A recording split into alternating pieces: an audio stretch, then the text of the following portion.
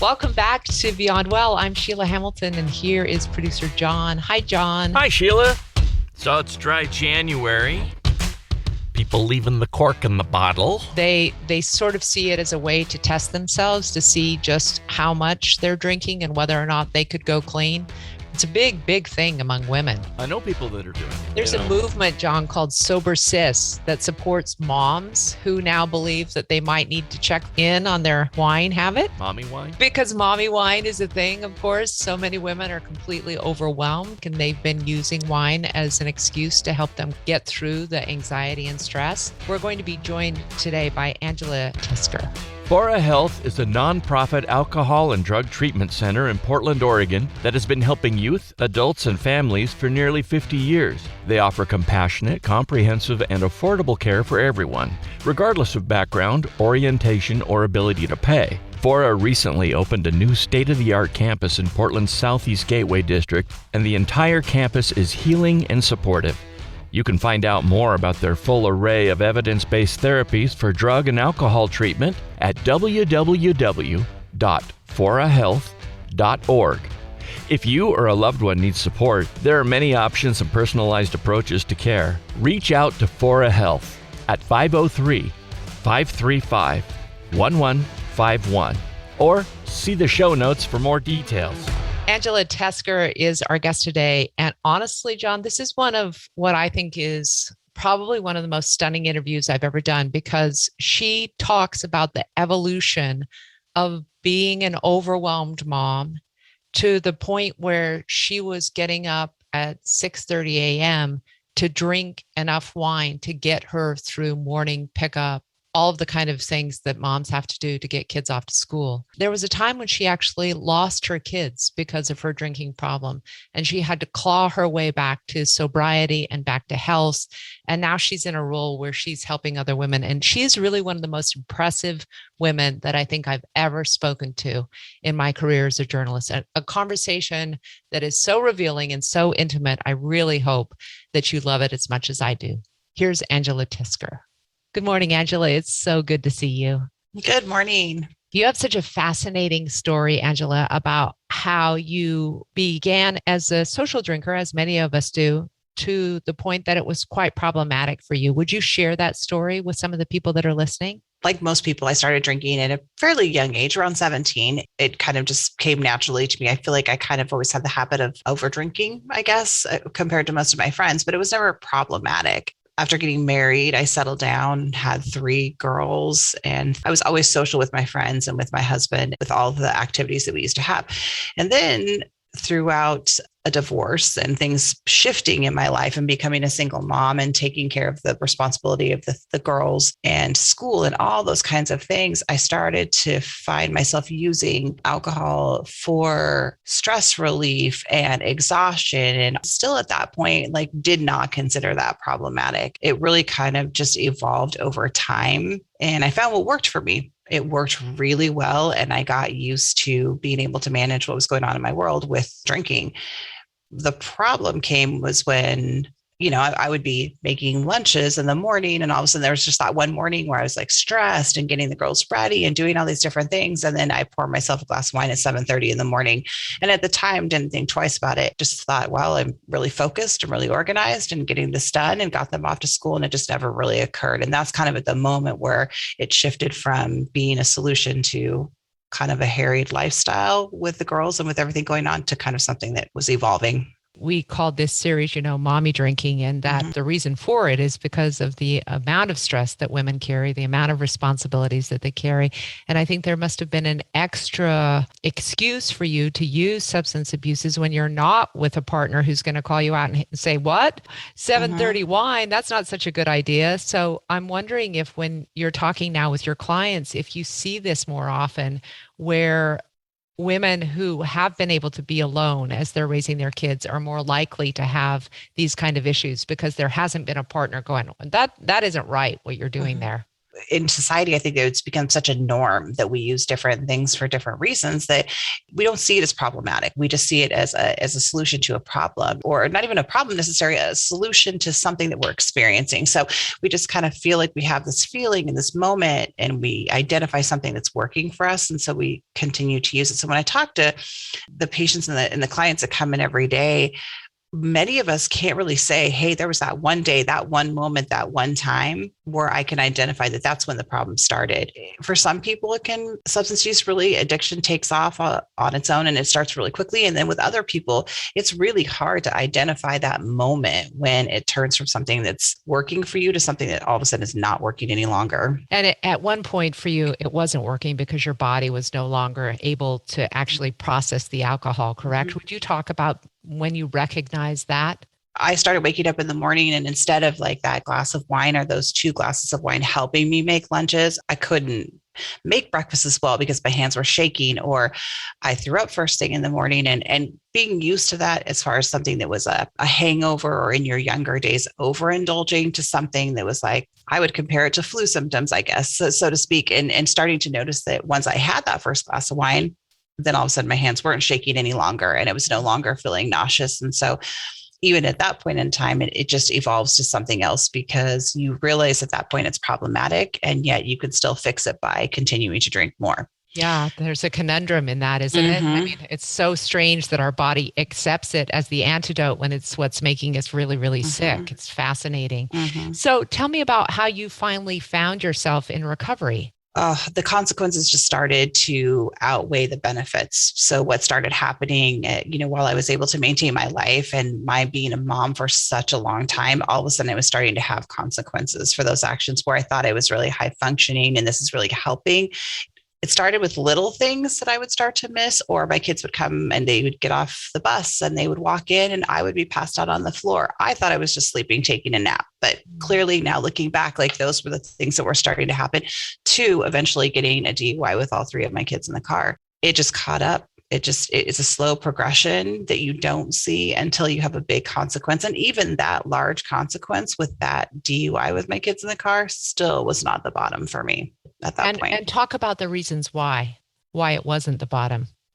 I'm not really sure why that wasn't the bottom. I engaged in some intensive outpatient at that point in time, and I started going to 12-step meetings, and I was secretarying and volunteering, and I was doing everything everyone was telling me to do.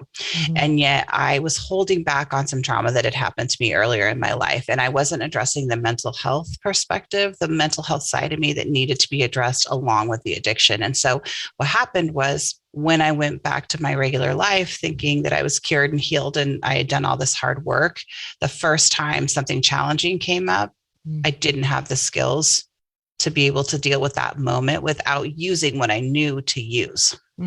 Could we talk about that trauma? Are you willing to share what had happened to you? Yeah. When I was 19, I was sexually assaulted. And I was under the influence at the time. So I was a young woman. I was living in New York City at the time. It was one of those moments where I was the quintessential, you blame yourself. I was intoxicated. I was drunk. I got into a car I wasn't supposed to be in. And I owned all of that trauma. I just took that in and I held on to it. And then all of a sudden, I just closed it off in my mind. I shut it down. I stopped it. I said, this happened. It happens to women all the time.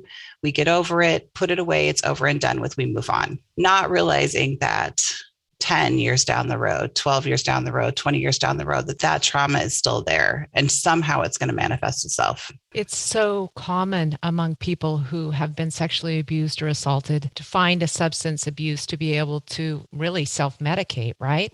So when you see these women come in that are sexual abuse survivors, what do you tell them? I try to normalize what they're doing to the best of my ability. And I'm not normalizing the trauma, but normalizing their reaction to the trauma, because there's so many women that are very strong and very empowered and will go to police, or they'll go and they'll take all of the actions that we're always told to do. But there are so many of us that are shamed. And like I said, we learn how to deal with our pain and our trauma in a certain way. And that's generally by using substances or coming up with some sort of alternative that works to push that down. So when you finally recognized this and you knew that you had to actually attend to your mental health care, how did the recovery differ from the first time that you did it? I always tell everybody I had the combination of 12 steps. So I had the real strong recovery base that was the sober supportive community on the outside. But then I had like the full package. I got the educational variety here when I came to treatment. So I got the intensive, I've got the mental health piece. I got the DBT skills, the skills, the tools that we learn. And then I also had the 12-step recovery. So I had like this perfect triangle of care.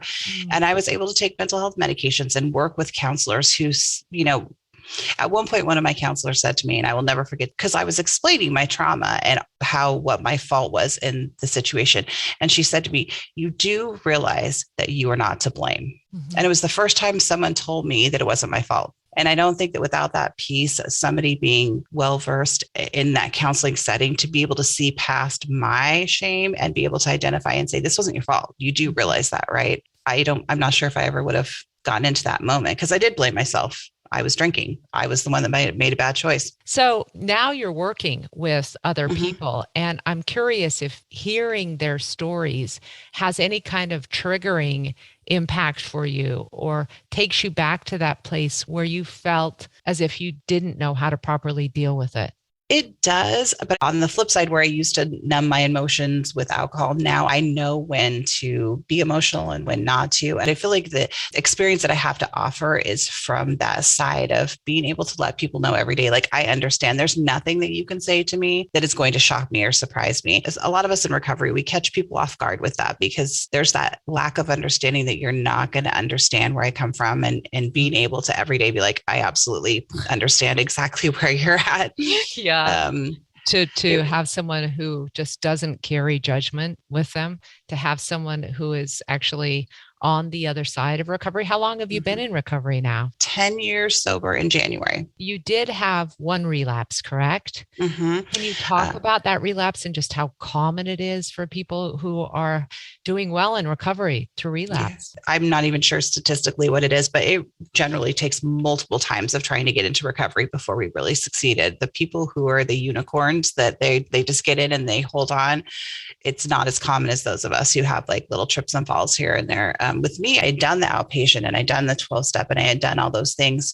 But because I had held back that trauma, because I had held back that piece, I still had that, what we sometimes talk about is like secrets. Secrets will keep you sick. It's one of those things where I went back to my life. I was functioning. I had my kids back in my life. I was taking them to school, doing all of the things that I was supposed to be doing. And the misunderstanding I had with myself was, oh, I've almost gotten to that year point. I've almost got a year sober.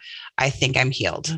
And it was just that instant thought of, if I could put alcohol down for 11 and a half months, then I can certainly put it down again if I only have a couple glasses of wine. And for me, that instantly started off that reaction of, now I know how to numb. Now I know how to quiet my brain. Now I know how to sleep again and deal with stress. It was that fast. If you had something that you could say to people who are experimenting with dry January because they're like, I don't think I drink too much, but I'm just curious about it, what would your advice be for especially women who are handling as much as women handle, who maybe are turning to alcohol every single night or every single lunch? What do you say to them? I would say challenge yourself to actually try to do that and see how long it takes before even the thought is crossing your mind. I guess I would challenge people not to say, okay, at the end of this 30 days, look at what I've done, but to me, more intensely look at like, after 2 days, I'm actually wanting to drink and I'm having to fight it for the rest of those 28 days or 30 days to actually see how long it takes before you're really craving that moment of understanding that this is what's helping you to do. So getting to that 30 days is great, but I think that really timing it out and seeing how long it is before you think to yourself, oh, it's 5 o'clock. I normally have wine at this time. Yeah, it's 5 o'clock, or, oh, I just had this conversation with my ex about child sharing, or, whatever the number of things are that push our buttons. So you got your kids back, which is amazing. How are you repairing all of those years that you missed because you were really in relationship with your substance abuse? It's hard and it's taken a lot of time. And there's still days where my kids will be like, one of my youngest said to me the other day, she's like, you weren't the best mom in the world then. but you are now.